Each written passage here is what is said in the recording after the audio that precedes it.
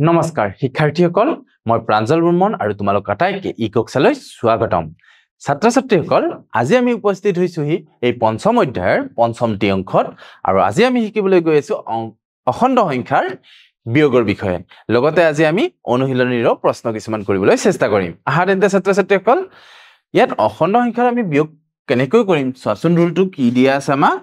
ইয়াত দিয়া আছে সংখ্যা ৰেখাত অখণ্ড সংখ্যাৰ বিয়োগ যদি আমি আন এটা পূৰ্ণ সংখ্যাৰ পৰা এটা পূৰ্ণ সংখ্যা বিয়োগ কৰো তেন্তে আমি সেই পূৰ্ণ সংখ্যাটোৰ যোগাত্মক বিপৰীতটো তোমালোকে আগতে পাইছিলা নহয় যোগাত্মক বিপৰীত কি যোগাত্মক বিপৰীতটো কি কৰিম যোগ কৰিম অৰ্থাৎ -3 ৰ পৰা যদি আমি -2 টো বিয়োগ কৰো -3 ৰ লগত -2 ৰ যোগাত্মক বিপৰীত মানে +2 টো কি কৰিম যোগ কৰিম আৰু তেতিয়া উত্তৰ পাম -1 এনে ধৰণে আমি কৰিব পাৰো -3 আৰু ইয়াতে আছিল প্লাস তো এইটো -5 পাবা आंसर তেনে ধৰণে আহাচোন তাৰ পিছত আমাক কি দিছে চাও এইবাৰ আমাক দিছে যে দুটা ধনাত্মক পূৰ্ণ সংখ্যাৰ বিয়োগ ইয়াতে কৰিব দিছে 5 ৰ পৰা আমি 3 কেনেকৈ বিয়োগ কৰিম তাৰ বাবে আমি সংখ্যা ৰেখা ব্যৱহাৰ কৰিও কৰিব পাৰো আৰু ব্যৱহাৰ নকৰাকেও কৰিব পাৰো ঠিক আছে ব্যৱহাৰ নকৰাকৈ প্ৰথমতে আমি শিকি লৈছো 5 ৰ পৰা আমি যদি 3 বিয়োগ কৰো কি কৰিব দিছে 5 ৰ পৰা 3 বিয়োগ কৰিব দিছে তেতিয়া হলে আমি কি কৰিম 3 মানে 3 যোগাত্মক বিপৰীত 3 যোগাত্মক বিপৰীত মানে 3 যোগাত্মক বিপৰীত -3 এটো আমি কি কৰিম যোগ কৰিম আৰু ইয়াৰ পৰা আমি উত্তৰ পাম +2 এনে ধৰণে আমি ক'ব পাৰো আহাচোন তাৰ পিছত আমাক কি দিছে চাও তাৰ পিছত দিছে যে দুটা ঋণাত্মক পূৰ্ণ সংখ্যাৰ বিয়োগ দুটা ঋণাত্মক সংখ্যা -8 ৰ পৰা -12 যদি বিয়োগ কৰিব দিয়ে কেনেকৈ কৰিবা চোৱাচোন -8 মাইনাস বিয়োগ কৰিবা -12 বিয়োগ কৰিবা ইয়াৰ অৰ্থ হৈছে -8 ৰ লগত তুমি 12 টো কি কৰিবা প্লাস কৰিবা আৰু ইয়াৰ পৰা উত্তৰ পাবা কিমান 4 +4 তেনে ধৰণে আমাক 3 নম্বৰত কি কৈছে আন যিকোনো পূৰ্ণ সংখ্যাৰ পৰা ধনাত্মক পূৰ্ণ সংখ্যা বিয়োগ কৰা এনেকৈ ধৰণে আমি কিছুমান কৰিব পাৰো ইয়াত এটা উদাহৰণ দিছে আমি যিকোনো পূৰ্ণ সংখ্যাৰ পৰা ধনাত্মক পূৰ্ণ সংখ্যা বিয়োগ কৰিবলৈ কি কৰিব লাগিব ইয়াত এটা উদাহৰণ দিছে -4 ৰ পৰা 3 বিয়োগ কৰিব দিছে আহাচোন -4 ৰ পৰা আমি 3 বিয়োগ কৰো কি দিছিলে আমাক -4 ৰ পৰা 3 বিয়োগ কৰা অৰ্থাৎ -4 তাৰ পৰা বিয়োগ কৰিবা কি 3 বিয়োগ কৰিবা ইয়াতে এবাৰ তোমালোকে চাই লোৱা ঠিক আছে এতিয়া বিয়োগ যেতিয়া কৰিব দিছে মানে 3 আমি কি কৰিম যোগ কৰিম কি কৰিম 3 ৰ যোগাত্মক বিপৰীতটো অৰ্থাৎ -3 টো আৰু তোমালোকে আগৰ ক্লাছটোলৈ মনত পেলোৱা -4 ৰ লগত যেটা -3 যোগ কৰিছিল কিমান পাইছিল আমি -7 পাইছিল এনে ধৰণে আমি উত্তৰটো পাই যাম আহাচোন তাৰ পিছত আমাক কি দিছে চাও ইয়াত আমাক দিছে চোৱা আন যিকোনো পূৰ্ণ সংখ্যাৰ পৰা ঋণাত্মক পূৰ্ণ সংখ্যা বিয়োগ কৰিবলৈ যদি ঋণাত্মক সংখ্যা 4 ৰ পৰা ধৰি লোৱা আমাক -3 বিয়োগ কৰিব দিছে কি কৰিব দিছে বিয়োগ -3 বিয়োগ কৰিব দিছে তেতিয়া হলে 4 ৰ পৰা আমি কি কৰিম ইয়াৰ যোগাত্মক বিপৰীতটো যোগ কৰিম অৰ্থাৎ 3 টো যোগ কৰিম 4 ৰ লগত 3 যোগ কৰিলে কিমান পাম আমি 7 পাম এটো হৈ যাব ইয়াৰ বাবে উত্তৰ আহাচোন তেনেহলে তাৰ পিছত আমাক কি দিয়া আছে চাও এইবাৰ আমাক এটা উদাহৰণ দিছে আৰু এই উদাহৰণটো কৰিবলৈ চেষ্টা কৰো আহাচোন ইয়াত দিছে 14 -18 আগতে প্ৰশ্নটো লিখি লোৱা 14 - 18 - 12 + 15 - 30 এটো যদি আমি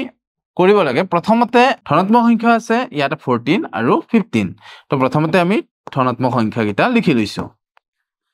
এটা ঋণাত্মক অখণ্ড সংখ্যা কিটা লিখি লোৱা -18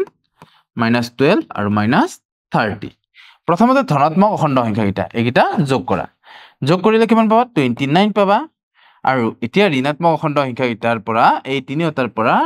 ঋণাত্মক চিহ্নটো মাইনাস চিহ্নটো কমন লৈ লোৱা আৰু 18 +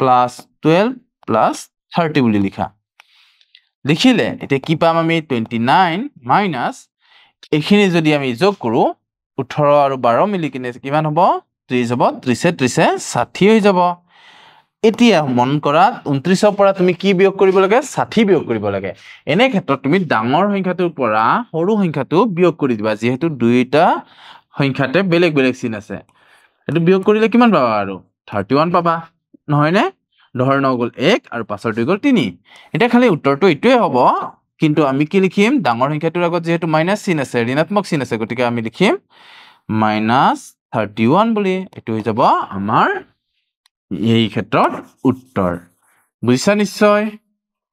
আহাচোন তাৰ পিছৰ স্লাইডলৈকে আগবাঢ়ি যাও আমি তাৰ পিছত কি দিছে সৰল কৰো আহা সৰল কেনেকৈ কৰিম চাও আহাচোন 15 - 12 + 20 - 30 প্ৰথম ইয়াতো আমি আগৰ গিটাৰ নিচিনাই কৰিব লাগিব 15 - 12 + 20 - 30 ইয়াত আমি ধনাত্মক থকা গিটা একেলগে লিখা 15 + 20 আৰু ঋণাত্মক থকা মানে -12 আৰু -30 একেলগে লিখা এতিয়া এগিটা আমি যোগ কৰিম 35 আৰু -30 আৰু 12 যদি আমি কৰি লও প্লাস তেতিয়ালে কিমান পাম 42 পাম বুজি পাইছা নহয় ইয়াতে 2 আৰু 0 মিলাই কিনে 2 আৰু 1 আৰু 3 মিলাই কিনে কি পাম 4 পাম এতিয়া 42 ৰ পৰা তুমি 35 টো বিয়োগ কৰা কিমান পাবা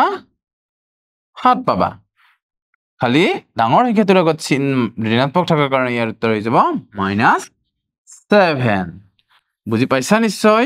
এনে ধৰণে আমি কৰিব পাৰো এটো হৈ যাব ইয়াৰ উত্তৰ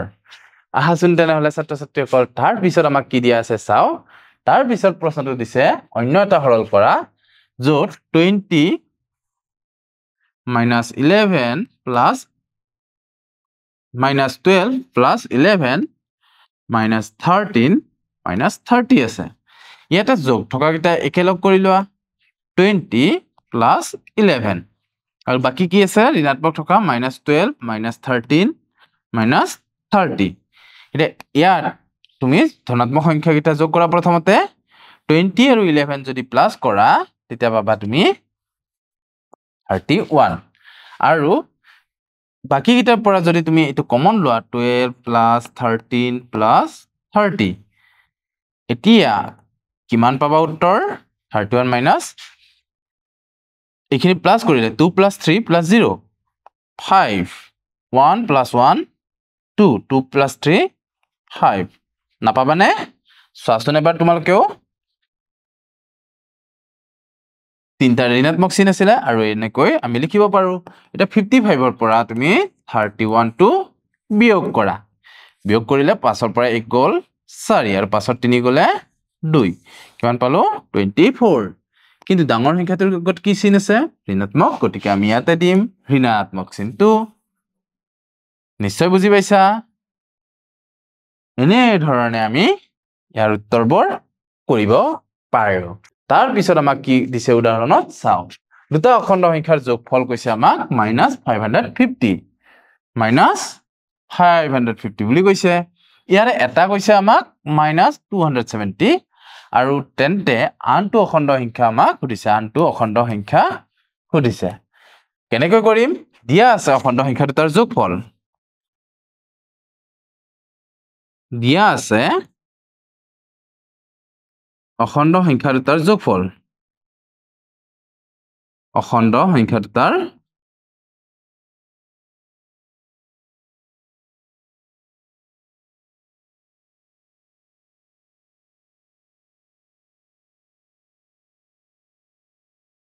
যোগফল কিমান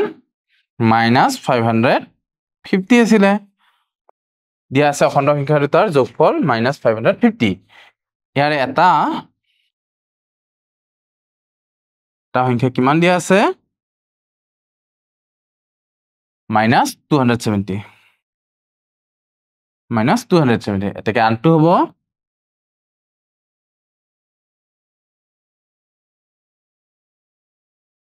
আনটো হ'ব কি হ'ব যোগফলটোৰ পৰা এটা সংখ্যাটো বিয়োগ কৰা অৰ্থাৎ -550 ৰ পৰা তুমি -272 বিয়োগ কৰি দিয়া ধৰি লও তোমালোকক দুটা সংখ্যাৰ যোগফল মই কৈছো 12 এটা সংখ্যা যদি 3 হয় বেলেগটো কি হ'ব 12 পৰা 3 টো বিয়োগ নকৰিবা জানো ইয়াতেও দুটা অখণ্ড সংখ্যাৰ যোগফল দিয়া আছে -550 এটা সংখ্যা দিয়া আছে 270 এটা আনটো কি হ'ব এই -550 ৰ পৰা এই 272 বিয়োগ কৰিব লাগিব -270 আছিলে আনটো সংখ্যা কি আছিল -270 আছিলে ইয়াত এটা মাইনাস চিন দিবা এতিয়া চোৱা এটা এইটো বিয়োগ কৰিব লাগিলে -550 মাইনাসে প্লাস হৈ যাব এইটো 270 এটা তুমি 550 ৰ পৰা 272 বিয়োগ কৰা 270 বিয়োগ কৰা 0 পৰা 0 গল 0 15 15 পৰা 7 গল 8 আৰু ইয়াতে আছে 4 4 পৰা 2 গলে 2 তো কিমান পালো 280 পাইছো ডাঙৰ সংখ্যাটো কি -550 গতিকে আমি উত্তৰত মাইনাস চিনটো দিব লাগিব আনটো সংখ্যা হৈ গল -280 আৰু এই দুটা সংখ্যা তুমি যোগ কৰিছোৱাচোন 550 পাবা নে নোপোৱা চাই লোৱা আহা তেন্তে ছাত্ৰ ছাত্ৰীসকল এতিয়া আমাৰ সময় হল অনুশীলনীৰ আৰু অনুশীলনীৰ প্ৰশ্নবোৰ কৰো তেনেহলে এতিয়া আহা প্ৰথম প্ৰশ্নটো কি দিছে চোৱাচোন প্ৰথম প্ৰশ্নটো দিছে সংখ্যা ৰেখা ব্যৱহাৰ কৰি যোগফল নিৰ্ণয় কৰা প্ৰথমতে আমি সংখ্যা ৰেখাডাল অঙ্কন কৰি লম আৰু অঙ্কন কৰি আমি কি কৰিম ইয়াত নাম্বাৰিং তো কৰি লম 0 1 2 3 4 5 6 7 8 আৰু ইয়াতে -1 -2 -3 -4 -5 -6 -7 এতিয়া আমি কি কৰিব লাগে 8 ৰ লগত -5 যোগ কৰিব লাগে প্ৰথমতে 0 পৰা আৰম্ভ কৰিম আৰু 0 পৰা কলৈকে যাম +8 লৈকে যাম +8 লৈকে গলো এতিয়া যোগ কৰিম কি ঋণাত্মক অখণ্ড সংখ্যা গতিকে আমি কোন পিনে গতি কৰিম বাও পিনে গতি কৰিম কেইটা একক 5টা একক 1 2 3 4 5 অৰ্থাৎ ইয়াৰ পৰা আমি ইয়ালৈকে আহিম 1 2 3 4 5 এনে ধৰণে আৰু এতিয়া ইয়াৰ উত্তৰ হ'ব এতেকে আমি কি পালো 8 প্লাস ব্ৰেকেটৰ ভিতৰত -5 দিয়া = আমি পালো 3 এটো হৈ গল ইয়াৰ উত্তৰ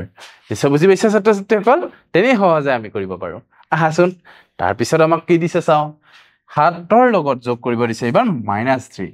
আৰু তাৰ বাবে আমি প্ৰথমতে সংখ্যা ৰেখাডাল লম সংখ্যা ৰেখাডাল লৈ আমি প্ৰথমতে নাম্বাৰিং কৰিম 0 1 2 3 4 5 6 7 8 এটা আৰম্ভ কৰিম আমি 0 ৰ পৰা কলৈকে গতি কৰিম +7 লৈ গতি কৰিম কাৰণ প্ৰথম সংখ্যাটো কি আছে 7 আছে তাৰ পৰা এটা কি সংখ্যা যোগ কৰিব গৈছো আমি ঋণাত্মক অখণ্ড সংখ্যা এটা যোগ কৰিব গৈছো গতিকে আমি বাওপিনে গতি কৰিব লাগিব কেইটা একক 3টা একক 1 2 3 অৰ্থাৎ ইয়াৰ পৰা আমি ইয়ালৈকে আহিম আৰু ইয়াত আমি উত্তৰ কি পালো 4 পালো তেকে আমি লিখিম 7 + -3 = আমি পালো উত্তৰ 4 এটো হৈ গল ইয়াৰ উত্তৰ আহা তেন্তে তাৰ পিছৰ প্ৰশ্নটোলৈ আগবাঢ়ি যাও তাৰ পিছৰ প্ৰশ্নটো চোৱাচোন এবাৰ দিছে -8 প্লাস -7 এইটো আমি প্ৰথমতে সংখ্যা ৰেখাডাল অঙ্কন কৰিব লাগিব সংখ্যা ৰেখাডাল অঙ্কন কৰি আমি এতিয়া নাম্বাৰিং কৰিলে সাপোজ ইয়াতে আমি 0 দিলো 1 2 ইয়াতে -1 -2 -3 -4 -5 -6 -7 -8 -9 -10 ইয়াতে আমি এবাৰ বেছিকৈ দিছো অকনমান -12 -13 -14 আৰু ইয়াতে -15 আৰু ইয়াতে -16 এতিয়া আমি আৰম্ভ পৰা কৰিম 0 ৰ পৰা কৰিম 0 ৰ পৰা কৰিম আৰু 0 ৰ পৰা কৰিলে 0 ৰ পৰা আমি কলৈকে গতি কৰিম -8 লৈকে গতি কৰিম তো ইয়া আহি গলো আমি -8 ত -8 এটা -8 ৰ লগত কি যোগ কৰি আছো ঋণাত্মক অখণ্ড সংখ্যা এটা যোগ কৰি আছো গতিকে আমি বাওপিনে গতি কৰিব লাগিব আকৌ ইয়াৰ পৰা কেইটা একক 7টা একক 1 2 3 4 5 6 7 অৰ্থাৎ 15 লৈ এতেকে আমি কম ইয়াতে -8 প্লাস -7 ইকুয়াল টু কি হ'ব -15 হ'ব এটো হৈ যাব ইয়াৰ উত্তৰ নিশ্চয় বুজি পাইছা ছাত্ৰ-ছাত্ৰীসকল আহা তেনেহলে তাৰ পিছৰ প্ৰশ্নটোলৈ আগবাঢ়ি যাও তাৰ পিছৰ প্ৰশ্নটো চোৱা -12 প্লাস 8 সংখ্যা ৰেখা ব্যৱহাৰ কৰি যোগফল নিৰ্ণয় কৰা -12 ৰ লগত আমি 8 যোগ কৰিম এইবাৰ প্ৰথমতে সংখ্যা ৰেখাডাল অঙ্কন কৰি লোৱা সংখ্যা ৰেখাডাল অঙ্কন কৰিলে এটা নাম্বাৰিং কৰিব লাগিব আমি আৰু প্ৰথমতে আমি -12 লৈকে যাব লাগিব গতিকে কমসে কম আমি -12 লৈকে তো লিখিব লাগিব 0 1 মানে -1 -2 -3 -4 -5 -6 -7 -8 -9 -10 -11 -12 -13 এটা চোৱা আমি আৰম্ভ কৰিম কৰ পৰা শূন্যৰ পৰা কলৈকে গতি কৰিম -12 লৈকে গতি কৰিম তো -12 লৈকে আহিলো এতিয়া আমি কি সংখ্যা যোগ কৰি আছো ধনাত্মক অখণ্ড সংখ্যা যোগ কৰি আছো আৰু ধনাত্মক অখণ্ড সংখ্যা যোগ কৰি আছো কাৰণে আমি সৌপিনে গতি কৰিব লাগিব কেইটা একক 8টা একক 1 2 3 4 5 6 7 8 মানে এইখিনিলৈকে আমি ইয়াৰ পৰা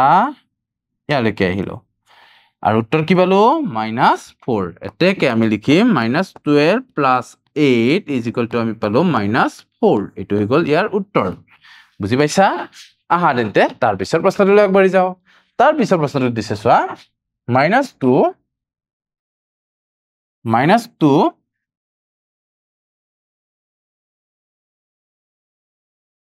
প্ৰথমতে আমি নাম্বাৰিং খিনি কৰি লম 0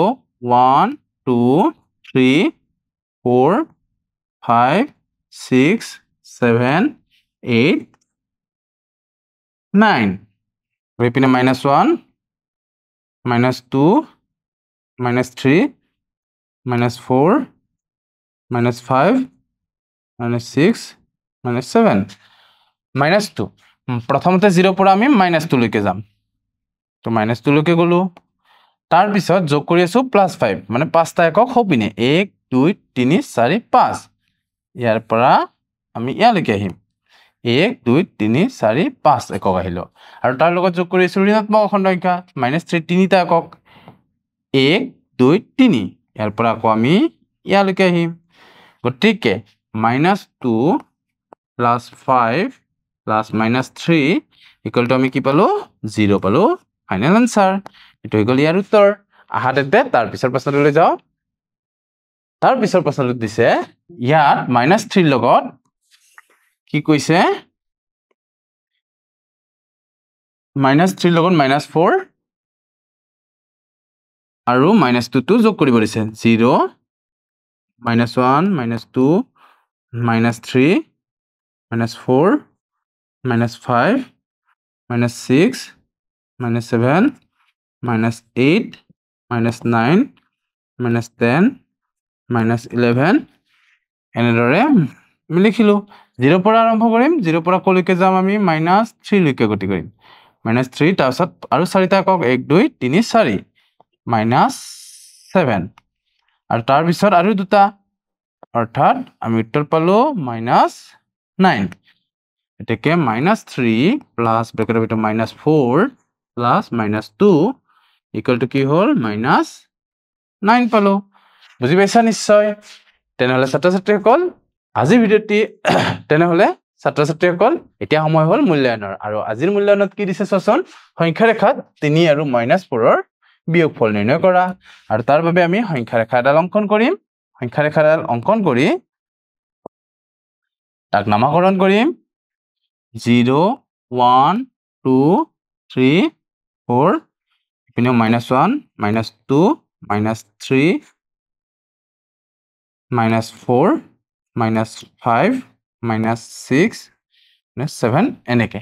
এতিয়া চোৱা সংখ্যা ৰেখা আৰম্ভ কৰিম 3 ৰ পৰা মানে প্লাছ 3 পৰা ইয়াৰ পৰা প্লাছ 3 লৈকে যাম তাৰ পিছত আমি কি কৰিম -3 পৰা -4 টো বিয়োগ কৰিব লাগে অৰ্থাৎ আমি কি কৰিব লাগে 3 লগত -4 ৰ যোগাত্মক বিপৰীত মানে 4 টো যোগ কৰিব লাগে আৰু তাৰ কাৰণে আমি কি কৰিব লাগিব অলপমান বঢ়াই দিব লাগিব ইয়াতে 4 5 6 7 8 এনেধৰণে বঢ়াই দিলো এটা কেইটা একক যাব লাগিব আৰু হপিনে যাব লাগিব কেইটা একক চাৰিটা একক 1 2 3 4 ইয়াৰ পৰা আমি 7 লৈকে যাম উত্তৰটো কিমান পালো 7 পালো এতেকে আমি কম যে 3 - -4 ইকুৱেল টু কিমান পালো আমি 7 পালো তেনেহলে ছাত্ৰ ছাত্ৰীসকল আজিৰ ভিডিঅ'টি আমি ইমানতে সামৰণি মাৰিছো অহাবাৰ পুনৰ এটি নতুন ভিডিঅ'ৰ সৈতে পুনৰ লগ হ'ম আজিলৈ ধন্যবাদ